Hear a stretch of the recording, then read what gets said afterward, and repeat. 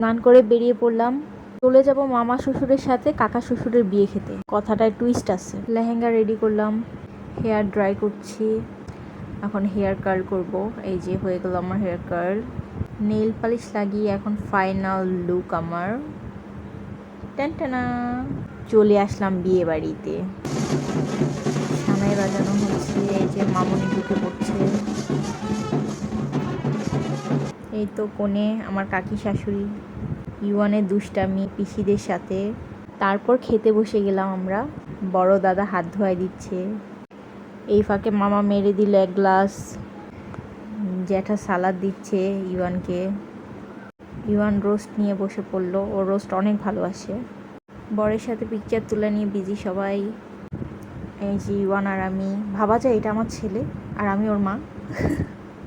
কনেকে আশীর্বাদ দেওয়া হচ্ছে, জেঠিমণি, ইউয়ান, পিসিমণি। মেধার সাথে একটা ক্যাপচার নিয়ে নিলাম। সবাই খাওয়া দাওয়া করে একটু গল্প আড্ডা হচ্ছে। বেরিয়ে গেলাম আমরা বাসার উদ্দেশ্যে। এখানে গাড়ি পাওয়া অনেক টাফ। আর লেহেঙ্গা পরে ওনার সাথে ছবি তোলা হবে না, এটা কি হয়? তাই ছবিটা তুলে ফেললাম।